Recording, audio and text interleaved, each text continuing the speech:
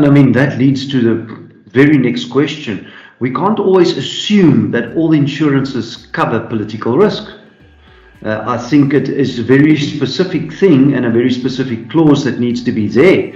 And we as credit suppliers don't always know if our data is sufficiently insured against those kind of risks. And I think that exposes us as well. Would you agree, Peter?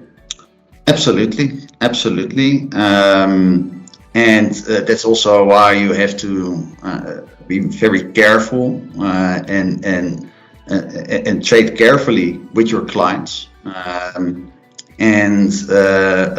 I think having a very good relationship with your client, communicate well with your client, these type of things can help you protect against certain events or non-payments. And I think if you're close to your clients, you understand their business, and you have an open communication line with them, and you can ask these questions, whether they are insured or what are their contingency plans or rebuild plans, and they share it openly with you, that is a way to manage it.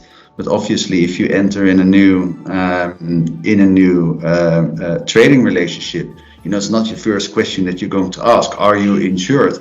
That's probably not what you're going to ask. You're just happy that you can win a new client, and that you can do a deal, and that you can start trading, and which is good for business. But these type of things, it's also important to understand. Okay, what is what type of risk management does your clients have? And that matter also for your suppliers. So you look at the whole supply chain, and I think there you can make a distinction between corporate businesses, larger businesses that have proper insurance in place, proper risk management plans in place. Those will most likely be able to get through an event like this, while the small, medium-sized enterprises, they probably won't have proper plans in place, and the chances is that they will survive an event like that is obviously much less. And that's also a bit of the expectancy from the trade credit insurers, that especially in that small, medium-sized enterprises in that area, that we will see insolvencies coming through. And you've touched on a very, very important point here, Peter, and that is to have open communication with your debtor. Because if there is no communication, I think a huge red flag is waving at you.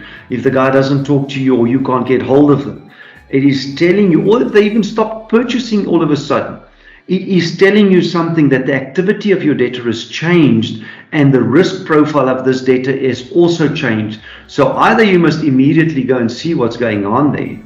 I mean, we've got beautiful tools today. I mean, Google Maps and those kind of things can take you right into the premises of your debtor right now. But if it's not, then send someone out there, or ask someone that is in the neighborhood to go and check if your debtor's premises has been affected and how has it been affected. Because the more knowledge that you can gather on your debtor, the more you're going to understand how you've been risk exposed, or how the risk of the debtor has changed in this environment, and what you need to do. Now, I think we've left a lot of questions here for in future. How do we assess risk? I mean, we always say, do we just check if they've got a code bank A, B, or C and 3 group trade references? Yes, and that's fine. But we don't understand politically, are they insured against kind of things like this, unrest and things like that? So if someone comes and destroys their whole business, and your product is in that business, and they don't pay you for that, how on earth are you going to recover your monies from that kind of situation? I think it's a very, very good portion of this discussion that we've just had. All right, I don't want to belabor it too much. So we understand the status of our data. We monitor if there's a change in sales or purchases.